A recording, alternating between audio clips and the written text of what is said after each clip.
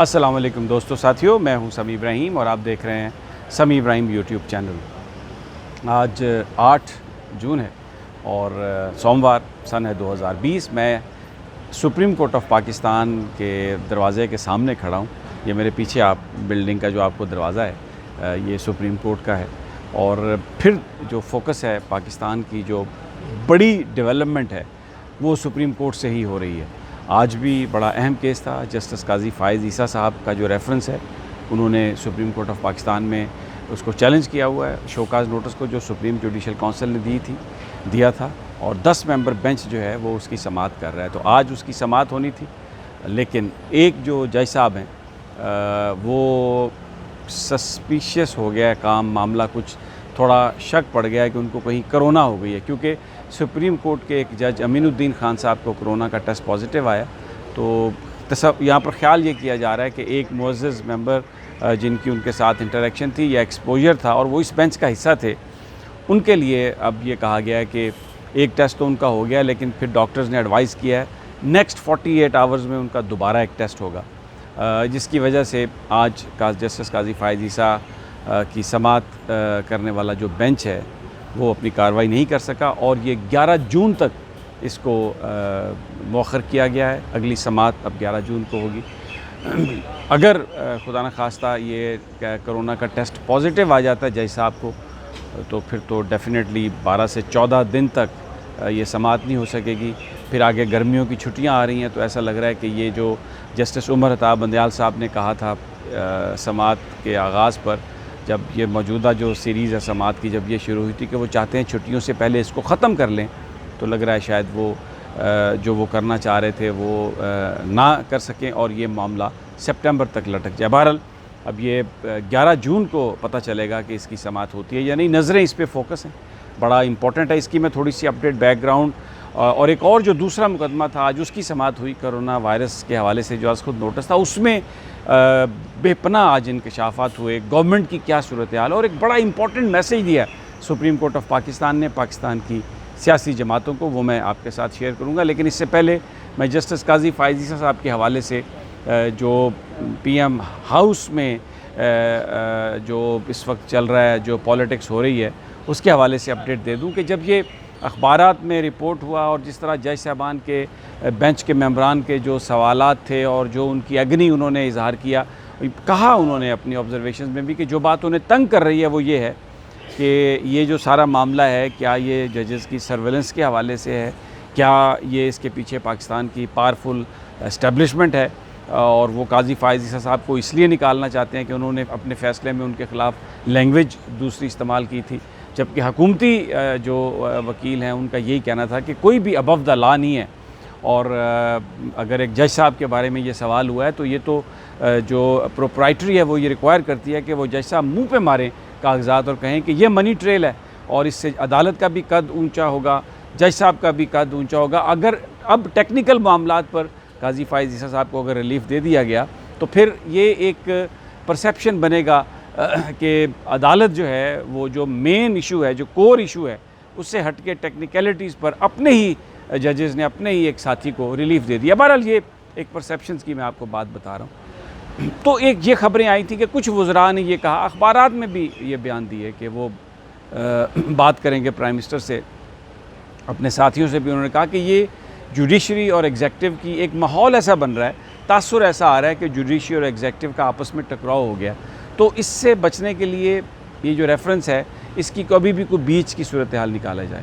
تو میں نے آپ کو جو اپنی پچھلی ویڈیوز ہیں اس میں تھوڑا سا اس کا اندیا دیا تھا، لیکن اب میرے پاس کمپلیٹ اس کی انسائیڈ انفارمیشن آ گئی ہے۔ جو بات ہوئی،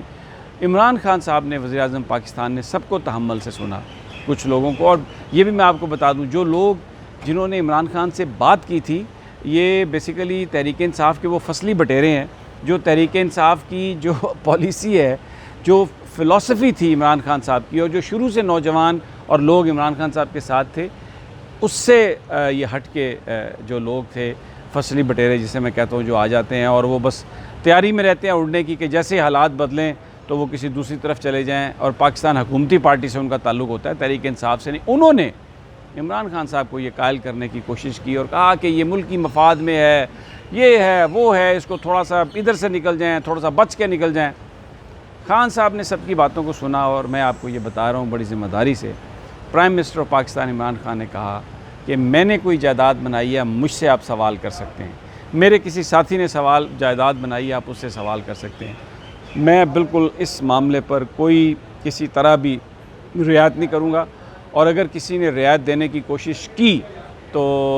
میں پورا اس کو کنفرنٹ کروں گا۔ انہوں نے کہا کہ اپارٹمنٹس ہیں اگر کسی کے، اور پراپرٹی ہے کسی کی، کرپشن کے چارجز ہیں کسی پر بھی، ارسپیکٹو کہ وہ کوئی سپریم کورٹ کا جج ہے، فوج کا جرنیل ہے، تحریک انصاف کا کوئی بڑا اہم آدمی ہے، ان کو اپنی پوزیشن کلیئر کرنا پڑے گی۔ یہ تحریک انصاف کا احتساب کے حوالے سے یہ نعرہ ہے، اور میں اس پر کوئی کمپرومائز نہیں کر سکتا۔ یہ تو کھل کر انہوں نے جو بات بتا دی۔ اب میں پھر دوبارہ جو میسج آج پولیٹیکل میسج جو آیا ہے سپریم کورٹ آف پاکستان سے، کیونکہ کرونا آز خود کیس کی بھی سماعت تھی، اس میں اٹارنی جنرل صاحب اور NDMA کے نمائندے نے آ کے جو بات بتائی جس انداز میں، تو اس سے عدالت بالکل مطمئن نہیں تھی، اور آپ یقین کریں کہ کوئی بھی رسپانسبلٹی لینے کے لیے تیار نہیں تھا۔ ہم تو یہ سمجھتے ہیں، پرسیپشن یہ ہے کہ NDMA جو ہے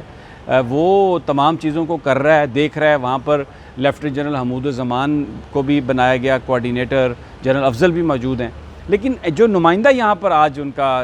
ادریس محسود صاحب جو ان کے نمائندے تھے NDMA کے، انہوں نے کہا جی ہم تو سوائے اس کے کہ مختلف اداروں کی جو ڈیمانڈز آتی ہیں ان کو وہ ہم سامان خرید کے دیتے ہیں، تو اس کے علاوہ ہماری کوئی رسپانسبلٹی نہیں ہے۔ تو اس پر عدالت نے کہا کہ آپ نے بہت سارا جو ایکوپمنٹ خریدا ہے پھر ہمیں بتائیں، اس میں اس کی کیا پیپرا رول کو آپ نے فالو کیا؟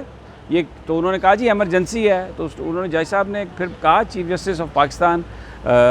جسٹس گلزار احمد نے، کہ پھر اس کا مطلب ہے یہ پھر آپ نے نوازنے والی بات ہے، تو یہ تو نہیں چلے گا۔ آپ پوری جو ڈاکومنٹ ہیں وہ سارے کے سارے آپ سبمٹ کریں، اور اگر وہ ڈاکومنٹ کہ کس طرح سے لیز کیا گیا، کیسے خریدے گئے یہ سارا جو ایکوپمنٹ ہے،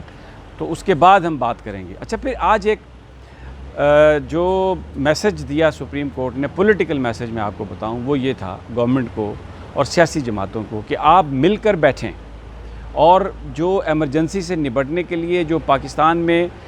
مرکزی سطح پر جن قوانین کی ضرورت ہے، آپ ان قوانین کو ڈرافٹ کریں۔ اب یہ میں بحث آپ کو، یہ بڑا امپورٹنٹ ہے جو سپریم کورٹ کا میسج ہے، یہ آپ 18th امینڈمنٹ کو ری وزٹ کرنے کے تناظر میں دیکھ لیں۔ اور یہ کہا، ایک طرح سے یہ چارج شیٹ تھی سپریم کورٹ کے جسٹس اعجاز الحسن صاحب، گلزار صاحب، قاضی امین صاحب، ان کا سب کا یہ کہنا تھا، 4 ممبر بینچ تھا جس نے یہ سماعت کی، کہ جناب جو فنڈامنٹل رائٹ ہے، یہ پینڈیمکس جب آتی ہیں ان کو ہینڈل کرنے کے لیے، ایک صوبہ کچھ کر رہا ہے، دوسرا صوبہ کچھ کر رہا ہے، کسی کو کچھ پتہ ہی نہیں ہے، تو آپ ایک یونیفائڈ آپ کے پاس لا ہونا چاہیے، اور اس کے تحت آپ کام کریں۔ تو پولیٹیکل ہارمنی، مل کر بیٹھ کر آپ یہ قانون پاس کریں۔ آج اٹارنی جنرل صاحب نے، ایک بڑے اچھے آدمی ہیں خالد خان صاحب، بڑے سمجھدار ہیں، لیکن آج دیکھیں انہوں نے سپریم کورٹ سے یہ کہا کہ جی وہ سینیٹری ورکرز جو ہیں وہ مین ہولز میں اتر رہے ہیں، ان کے پاس ایکوپمنٹ نہیں ہے حفاظتی، تو آپ پابندی لگا دیں ان کے اس طرح سے کام کرنے پر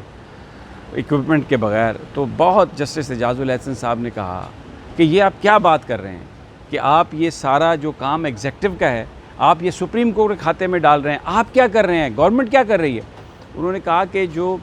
یہ مائنرز ہیں، جو یہ کانوں میں کام کرتے ہیں، ان کے جو فنڈامنٹل رائٹس ہیں، ان کے لیے جو سیکیورٹی ہے، یہ جو بجلی کا کام کرتے ہیں واپڈا کے ورکر، صرف ان کے پاس گلوز ہیں اور بیچارے کھمبوں پر چڑھے ہوتے ہیں، ان کی جو سیکیورٹی ہے، اس کا ایکوپمنٹ وہ آپ ان کو چاہیے۔ پھر سینیٹری ورکرز کی جو آپ بات کر رہے ہیں، زہریلی گیس کنویں میں اتر گئے، ادھر ہو گئے، بڑے ایکسیڈنٹس ہوتے ہیں، فیٹل ایکسیڈنٹ، تو اس کے لیے آپ لیجسلیشن کریں۔ آپ یہ اس کا حل جو ہے وہ لیجسلیشن ہے، اس کا حل یہ نہیں ہے کہ آپ سپریم کورٹ سے آ کے آرڈر کروانا شروع کر دیں۔ آپ کس لیے بیٹھے ہیں؟ اور پھر لوکسٹ جو ہے، یہ ٹڈی دل جو ہے، اس کی بھی انہوں نے سماعت کی، اور اس پر بھی بڑی امپورٹنٹ باتیں کہیں، لیکن کرونا پر یہ بتایا NDMA نے کہ جناب ہمارے پاس 30,000 پیشنٹس کی ہم کر سکتے ہیں ٹیسٹنگ، ہمارے پاس کیپیسٹی ہو گئی ہے، اگر یہ 5 گھنٹے صرف لیبس کام کریں تو اگر ہم 10 گھنٹے کریں تو ڈیفینیٹلی 60,000۔ تو جس پر جج صاحب نے کہا کہ 22 کروڑ کا ملک ہے اور آپ کہہ رہے ہیں کہ 20-30 ہزار کی آپ ٹیسٹنگ کر رہے ہیں، تو یہ تو آپ یعنی آپ کو تو بالکل بہت زیادہ جو ہے نا وہ اس تعداد میں اضافہ ہونا چاہیے تھا۔ بہرحال اب ذرا دوسری بات سن لیں آپ، ٹڈی دل کی بات سن لیں. اس میں جی ٹوٹل پاکستان کے پاس 4 جہاز ہیں، ایک ٹریننگ کے لیے، یہ سپرے کرنے والے، اور ایک کا جو ہے وہ جو انہوں نے لیا ہے لیز پہ، اس کو چلا رہے ہیں، اور باقی کے پائلٹس ہی نہیں ہیں. تو جج صاحب نے کہا کہ سپریم کورٹ نے کہا کہ یہ پائلٹس کیوں نہیں ہیں، آپ انرول کر لیں، رکھ لیں ان کو. تو جہاز کھڑے ہیں لیکن پائلٹ نہیں ہیں. تو بالکل بھی پریپیئر نہیں تھے جو این ڈی ایم اے کے صاحب جو لوکسٹ کنٹرول کے حوالے سے بتا رہے تھے، کیونکہ اس میں اصل خطرہ جو ہے وہ جون کے آخر میں، جولائی کے پہلے ہفتے میں ہوگا، جب افریقہ سے ٹڈی دل آئے گا. اور میں آپ کو بتا رہا ہوں اس کے وہ جو لشکر آئیں گے جو اڑتے ہوئے، ان کے جو فلاکس جسے ہم کہتے ہیں، وہ 10 میل لمبے اور 5 میل چوڑے ہو سکتے ہیں، اور ان کو کالی آندھی کہا جا رہا ہے. جب وہ شہروں کے اوپر سے گزریں گے تو شہروں پر سے اندھیرا چھا جائے گا. میں پچھلی ویڈیوز میں بھی آپ کو بتا چکا ہوں کہ پاکستان کی جو ہم ایگرو بیسڈ اکانومی ہے، زراعت پر ہماری اکانومی ہے، ہماری 20% جی ڈی پی جو ہے وہ ہماری زراعت سے آتی ہے. 1400 ارب سے زیادہ کا نقصان یہ پاکستان کی اکانومی کو دیں گے. فوڈ کی قلت ہو جائے گی، جو چیز بھی سبزہ اور جو چیز بھی اگی ہوئی ہوگی اس کو یہ ٹڈی دل کھا جائیں گے. لیکن جو آج پتہ چلا کہ آپ یقین کریں کہ یہ بس پریس کانفرنسز اور ایگزیکٹو آرڈرز جو کہ اس مسئلے کا حل نہیں ہے. ان تمام مسائل کا حل لیجسلیشن ہے، اور ان تمام مسائل کا حل وہ جو پاکستان کی سیاسی قیادت ہے، جو نیشنل ایشوز ہیں، جو فنڈامنٹل رائٹس ہیں، ان پر مل کر ایک فارمولہ اور ایک پالیسی جو بنانے کی بات ہے، وہ ہمیں نظر آیا کہ وہ بالکل فیل ہے. عدالت نے ڈائریکشن دی ہے، عدالت واز ویری پرٹربڈ. ججز جو ہیں انہوں نے اپنا ریسٹرین شو کر رہے تھے بار بار، لیکن جو انفارمیشن آ رہی تھی اس میں آپ یقین کریں کسی چیز کا بھی کوئی جواب نہیں تھا حکومتی عہدیداروں کے پاس. اور آج یہ نظر آ رہا تھا کہ جو ٹیم کو، خان صاحب کی ٹیم کو جو چلانے والے لوگ ہیں، جن لوگوں کے ہاتھ میں یہ باغ ڈور ہے اس وقت، بہت ان ایکسپیرینس ہے. اللہ تعالیٰ ہم پر رحم کرے. دوستو، میں اپنی اگلی ویڈیو تک انشاءاللہ مجھے اجازت دیں، جو لیٹسٹ ہوگی پھر آپ کے ساتھ میں حاضر خدمت ہوں گا. اللہ نے